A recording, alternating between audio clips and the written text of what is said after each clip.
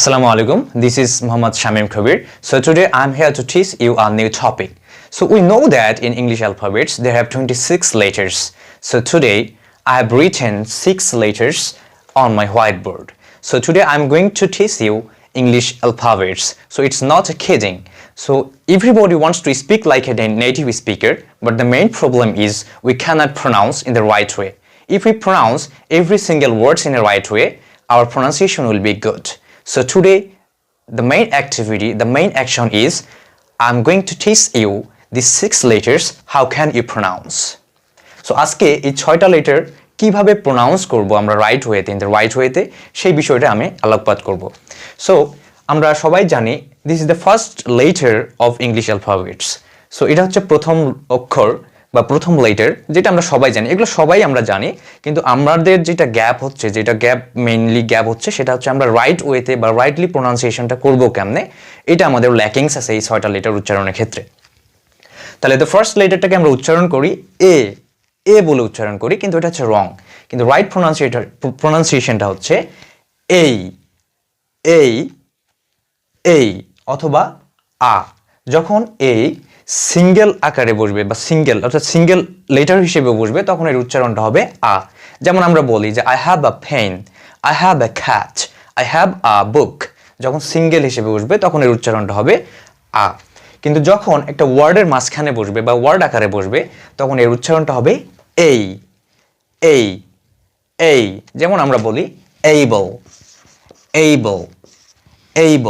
এরপর হচ্ছে হেভেন,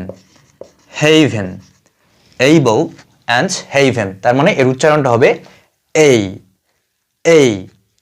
এরপরের অক্ষরটা হচ্ছে আমরা সবাই জানি, যেটাকে জে হিসেবে জানি, কিন্তু ওটা রাইট প্রোনাউন্সিয়েশনটা হচ্ছে যেই। যের পরে আমাদের একটা রস্বই টান আসবে, যেই। ঠিক আছে, এটা হচ্ছে রাইট প্রোনাউন্সিয়েশন। তো এটার জন্য আমরা যদি বলি, যেমন জুনিয়র, অ্যান্ড জ্যাক, এবং রাইট প্রোনাউন্সিয়েশনটা হচ্ছে যেই। এরপরের অক্ষর হচ্ছে আমরা যেটা জানি যে কে হিসেবে আমরা বলি কে, হ্যাঁ, কিন্তু এটা হচ্ছে আমরা ভুল জেনে আসছি। এর রাইট প্রোনাউন্সিয়েশনটা হবে খেই। তাহলে ওয়ার্ডে যখন থাকবে তখন এর উচ্চারণটা হবে খাইট, কিং অ্যান্ড কিংডম। তাহলে আমাদের প্রোনাউন্সিয়েশনের যে স্কিলটা, এটাই চেঞ্জ হয়ে যাচ্ছে, তাই না? আমরা স্বাভাবিকভাবে যেটা জানি যে কে, আমরা আগে বলতাম কাইট, কিংডম, কিন্তু যখন আমরা এটাকে রাইটলি প্রোনাউন্স করতেছি যে খেই, তখন আমাদের প্রোনাউন্সিয়েশনের স্কিলটাই পরিবর্তন হয়ে যাচ্ছে। তখন আমরা উচ্চারণ করতেছি এগুলোকে খাইট,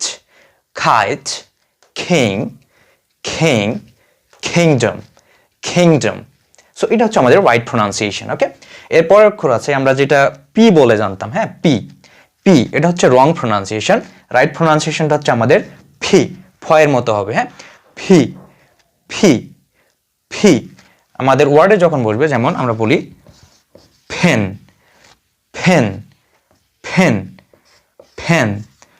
পেট, প্যাড, অর্থাৎ এই পি এর উচ্চারণটা হবে ফয়ের মতো, ফি। এর পরের লেটার হচ্ছে কিউ, নট কিউ। এর যদি আমরা ওয়ার্ড বলি, যেমন queen, quality, queen and quality. Right প্রোনাউন্সিয়েশনটা হচ্ছে Q. The last one is, আমরা সবাই জানি এটাকে আমরা উচ্চারণ করি টি, কিন্তু আমাদের রং প্রোনাউন্সিয়েশন করা যাবে না। If you wanna be a native speaker, if you want to be like a native speaker, we have to pronounce in the right way. So we should follow the right pronunciation of each letters. Okay? তো এই টি এর right প্রোনাউন্সিয়েশনটা হচ্ছে টি, ঠয়ের মতো হবে, টি। যেমন ওয়ার্ডে যদি আমরা পাই, তাহলে উচ্চারণ হবে table, table, teacher, teacher, teacher, teacher. ওকে, তাহলে 6টা লেটারের আমি আরেকবার উচ্চারণ বলে দেই। A, J, J, K, K, P, P, Q, Q, T, T. তো এই যে 6টা প্রোনাউন্সিয়েশন, যে লেটারের যে প্রোনাউন্সিয়েশন যদি আমরা রাইটলি করি, আমাদের প্রোনাউন্সিয়েশন স্কিল এমনিতেই চেঞ্জ হয়ে যায়। During the past century, the prime medium of education in this region, that is our subcontinent, was English. It was accepted willingly without any objection. Children were taught English besides their mother tongue from the basic primary level. After the independence of Bangladesh, our mother tongue was declared to be the state language and the only medium of basic learning. People, especially the political leaders, mostly for certain selfish ends, wanted that English should be replaced by vernacular everywhere in Bangladesh.